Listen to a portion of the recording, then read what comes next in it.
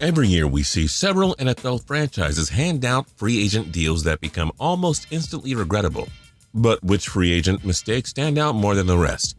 Let's find out as we take a look at the most regrettable free agent signings of each year, from 2000 to 2021, and re-rank them from best to absolute worst. Number 22, Bud Dupree, 2021. As a bonus, we thought we would try and predict which free agent signing from 2021 will be the worst. Trent Williams' $138.06 million extension with the San Francisco 49ers was the biggest deal handed out. The second largest was Dupree's $82.5 million deal with the Tennessee Titans.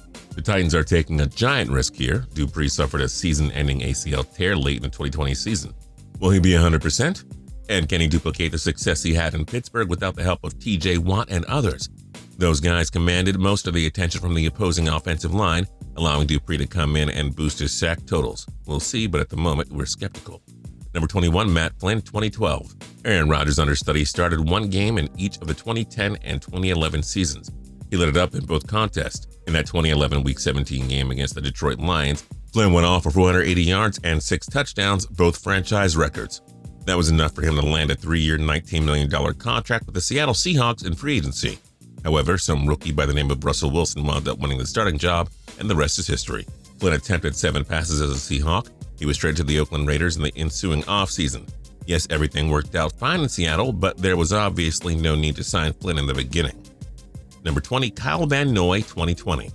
The Miami Dolphins reunited head coach Brian Flores with versatile linebacker Kyle Van Noy, landing him on a 4-year deal worth $51 million. Flores oversaw Van Noy's development in New England, but his tenure in South Beach wasn't quite as good. Though Van Noy had 6 sacks and as many passes defended, he was weak in coverage and garnered a mere 61.6 grade from Pro Football Focus.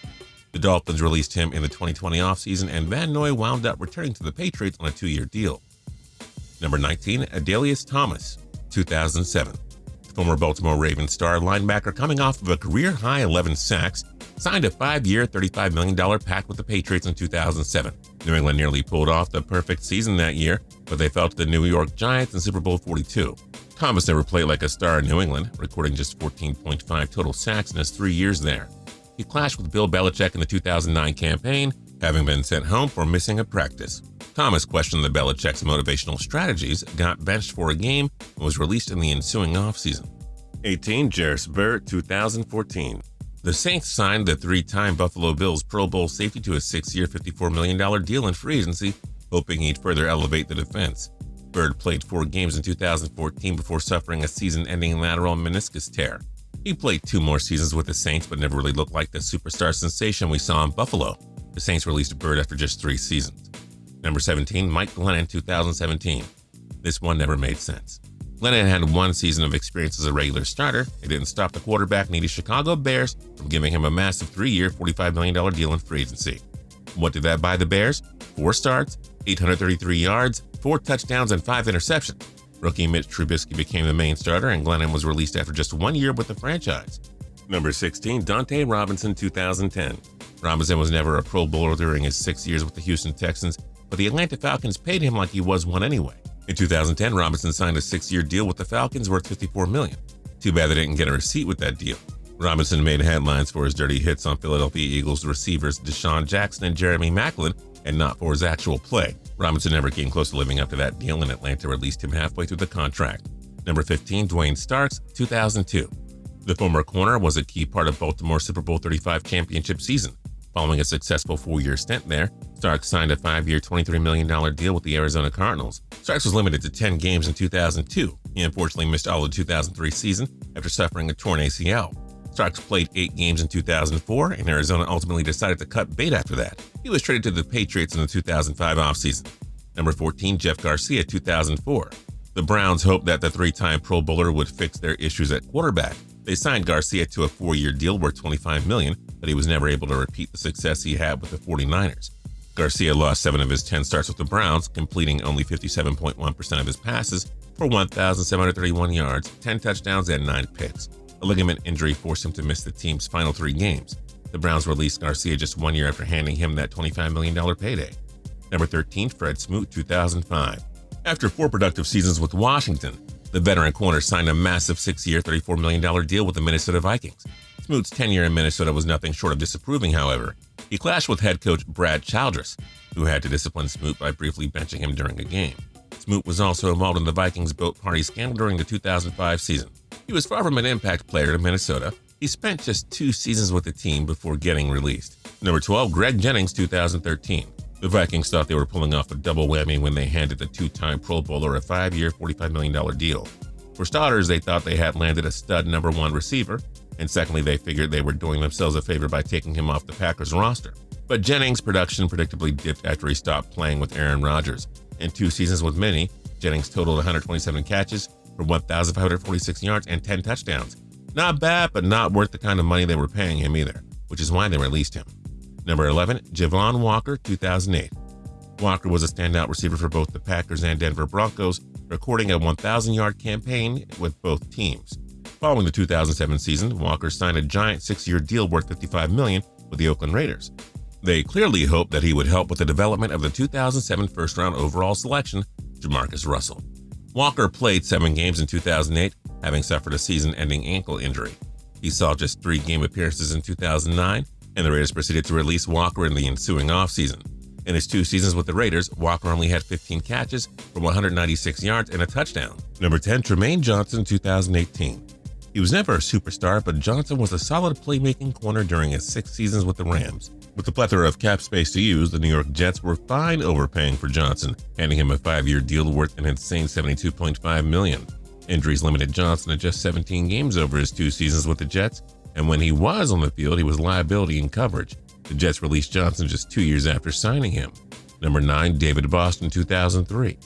Boston was a star receiver for the Cardinals, topping 70 catches and 1,000 receiving yards in the 2000 and 2001 seasons. He racked up 15 touchdowns over that time, too. In 2003, Boston signed a massive 7-year, $47 million deal with the San Diego Chargers. He fared well in his first year there, recording 70 catches for 880 yards and 7 touchdowns. But Boston's attitude issues and clashes with coaches prompted the Chargers to give up on him quickly. He was traded to the Miami Dolphins in 2004, but Boston missed the entire season after suffering torn ligaments. He made just 5 appearances in 2005, his final season in the NFL. Number 8, Elvis Grbac, 2001. After winning Super Bowl 35, the Ravens decided not to run it back with Trent Dilfer. Rather, they tried to increase their chances of repeating by adding the more established Grbac on a 5-year deal worth $30 million. He was coming off of his lone Pro Bowl season of his career with the Kansas City Chiefs. But he struggled mightily with Baltimore. He completed just 56.7% of his passes for 3,033 yards, 15 touchdowns, and 18 picks. Though the Ravens snuck into the postseason, his disappointing play prevented them from repeating. He was picked off 3 times in a divisional round blowout loss to the Pittsburgh Steelers. The Ravens released him after the 2001 season. Number 7, C.J. Mosley, 2019. With a giant amount of cap space, the Jets wasted no time throwing money around in 2019. Their biggest signing was C.J. Mosley. The 4-time Ravens Pro Bowl linebacker agreed to a 5-year deal worth $85 million, the 3rd largest deal among active NFL linebackers, behind only Khalil Mack and Von Miller. A groin injury limited Mosley to just 2 games in 2019, and he opted out of the 2020 season because of the COVID-19 pandemic. Everyone knew that it was a massive overpay for an inside linebacker at the time. Safe to say, the Jets quickly experienced buyer's remorse. Number 6, Brock Osweiler, 2016. Osweiler won 4 of 6 starts for the Broncos in place of an injured Peyton Manning during the team's Super Bowl 50 championship season.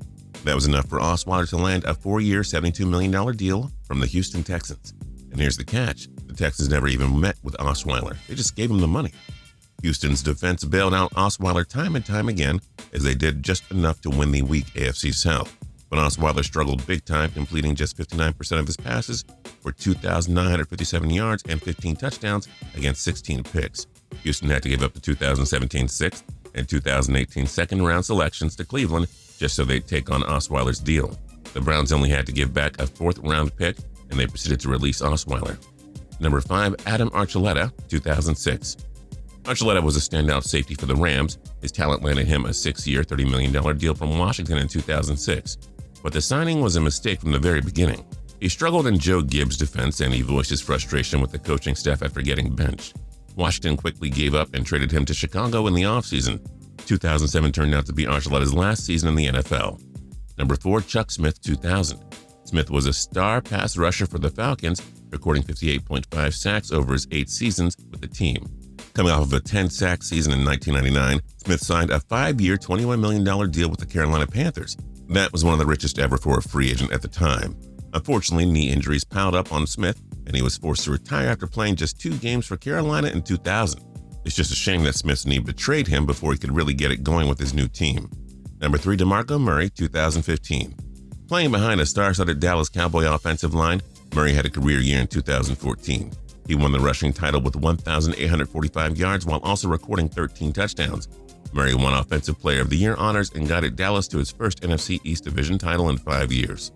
The cap-strapped Cowboys couldn't retain Murray, who joined the Philadelphia Eagles on a 5-year, $42 million deal. Predictably, Murray couldn't come anywhere close to what he did with the Cowboys 1 year earlier. Murray averaged a career-low 3.6 yards per carry in 2015, finishing with just 702 yards and 6 touchdowns. After the season, Philly traded Murray to the Tennessee Titans. Number 2, Nnamdi Asomugha, 2011. In 2011, Philadelphia signed 4 household names in free agency: Jason Babin, Colin Jenkins, Vince Young, and the top free agent of them all, Nnamdi Asomugha.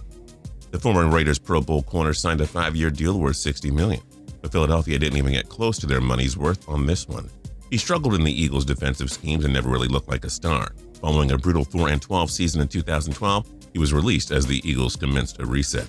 Number 1, Albert Haynesworth, 2009. Far and away the worst contract in NFL history.